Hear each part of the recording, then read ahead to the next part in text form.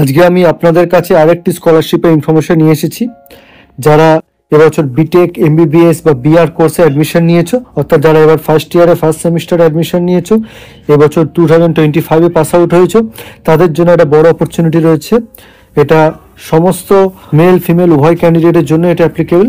তো তোমরা ভিডিওটা শেষ পর্যন্ত দেখতে থাকো। আমি পুরো ভিডিওতে সমস্ত ডিটেলস মেনশন করছি, কিভাবে তোমরা অ্যাপ্লিকেশন করবে, কি কি ডকুমেন্টস লাগবে, এলিজিবিলিটি ক্রাইটেরিয়া কি থাকছে, কত টাকা স্কলারশিপ পাবে, অ্যাপ্লিকেশন প্রসেস কতদিন চলবে এবং এই স্কলারশিপটিকে অন্য কোনো স্কলারশিপের সাথে পাওয়া যাবে, সমস্ত তথ্য দেবো আজকের ভিডিওতে। তোমরা স্কিপ না করে সম্পূর্ণ ভিডিওটি দেখতে থাকো।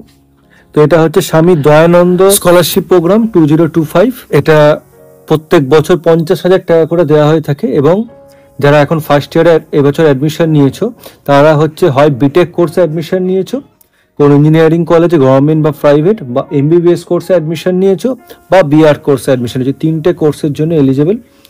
তোমরা যদি এবছর অ্যাডমিশন নিয়ে থাকো 2025-এ, কোনো ড্রপ আউট না থাকে, কোনো ইয়ার ল্যাক না থাকে, তারাই এটার জন্য এলিজিবল। প্রত্যেক বছর 50,000 টাকা করে তোমরা পাচ্ছ এবং প্রথমবার পাওয়ার পরেই যে সেকেন্ড বার পাবে তার কোনো গ্যারান্টি নেই। মানে যদি তোমাদের 4 বছরের কোর্স হয় বা 5 বছরের কোর্স, এমবিবিএস যেহেতু 5 বছরের কোর্স, তোমাদের প্রত্যেকবার রিনিউয়ালের জন্য অ্যাপ্লিকেশন করতে হবে। যদি তোমাদের সিজিপিএ 8 সিজিপিএ থাকে ইঞ্জিনিয়ারিং কোর্সের জন্য, আর এমবিবিএস মানে মেডিকেল কোর্সের জন্য 65% মার্কস লাগবে রিনিউয়ালের জন্য। এই স্কলারশিপটা মেয়ে ছেলে দুজনের জন্যই অ্যাপ্লিকেবল, কিন্তু মেয়েদের জন্য একটা অ্যাডভান্টেজ বেশি থাকছে, 30% থাকছে রিজার্ভ তাদের জন্য, আর বাকি 70%-এর জন্য কিন্তু কম্পিটিশন থাকবে।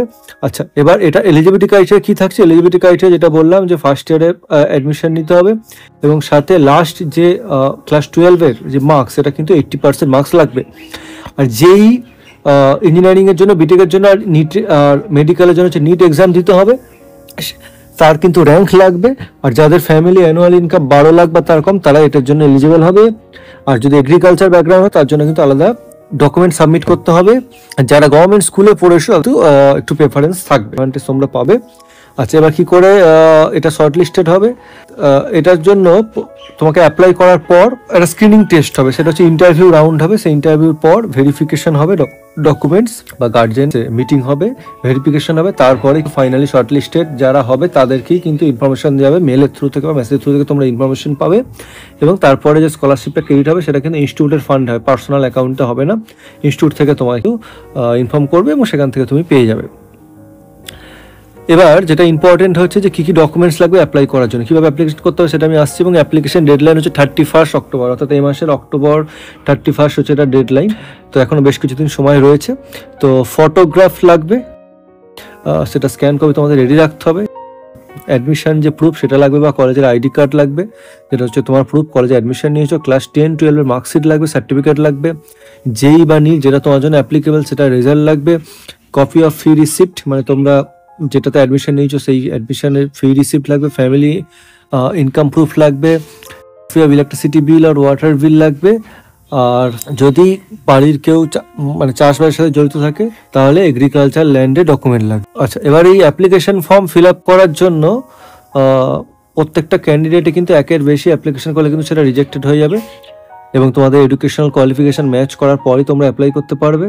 এবার হচ্ছে যে ইনকাম সার্টিফিকেটের জন্য যেটা বললাম যে স্যালারি স্লিপ বা ইনকাম ট্যাক্স রিটার্নস এগুলো লাগবে। এগ্রিকালচার যদি মানে যারা ফার্মার তাদের জন্য এগ্রিকালচার ডকুমেন্ট লাগবে।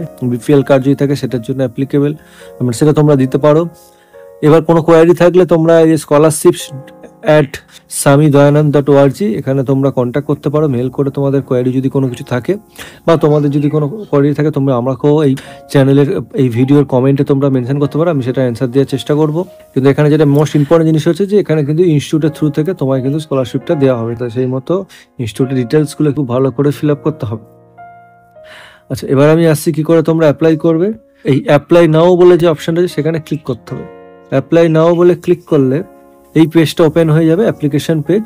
HDEF স্কলারশিপ অ্যাপ্লিকেশন ফর 2025-2026, অর্থাৎ স্বামী দয়ানন্দ যে স্কলারশিপ সেটারই এটা হচ্ছে লগ ইন পেজ। এখানে তোমরা সাইন ইন উইথ গুগল করতে পারো। সাইন উইথ গুগল করলে তোমাদের কোনো একটা তোমাদের যে মেল অ্যাড্রেস এটা তোমরা চুজ করবে, চুজ করে সেখান থেকে তোমরা কন্টিনিউ করতে পারো।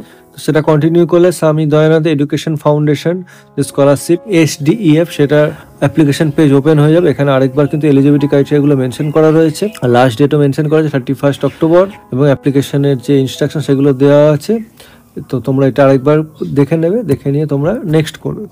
নেক্সট করে তোমাদের হচ্ছে অ্যাডমিশন ইয়ার, অর্থাৎ এবছর 2025 অ্যাডমিশন ইয়ার, সেটা দিতে হবে। এবছরে তোমাদের অ্যাডমিশন নিতে হবে। আচ্ছা, drop out choose no, male হলে মেল, ফিমেল হলে ফিমেল, নেক্সট করতে হবে। তারপরে পার্সোনাল ডিটেলস দিতে হবে, নাম, email, family income, date of birth, type of school, কোন course, quota for admission in college, মানে এসসি এসটি ওবিসি যদি থাকে, আর তোমরা কলেজে যেটা থ্রু থেকে অ্যাডমিশন নিয়েছো, যদি না হয় তাহলে জেনারেল দেবে। যেই রেজাল্ট আপলোড করতে হবে, মোবাইল নাম্বার, অ্যাড্রেস দিতে হবে। কারেন্ট অ্যাড্রেস পারমানেন্ট সেম হলে জাস্ট এখান থেকে ড্রপ ডাউন থেকে চুজ করে দেবে ইয়েস, তাহলেই হয়ে যাবে। ফটো আপলোড করতে হবে। এই কলেজের ডিটেলস খুব ভালো করে দিতে হবে, কলেজ নেম, কলেজের রোল নাম্বার, কলেজের অ্যাড্রেস, এবং কোন কোর্সে অ্যাডমিশন নিয়েছো সেটা দেখো। কি কি কোর্স এলিজিবল এখানে, এমবিবিএস, ইঞ্জিনিয়ারিং কি কি থাকছে বিটেকে, chemical engineering, civil engineering, computer science and engineering, electrical engineering, electronics and communication engineering, electronics and electrical communication engineering, electronics and electrical engineering, electronics and instrumentation engineering, electronics engineering, information technology, industrial engineering, instrumentation engineering, material science and engineering, mathematics and computing, mechanical engineering, mining engineering, petroleum engineering, architecture.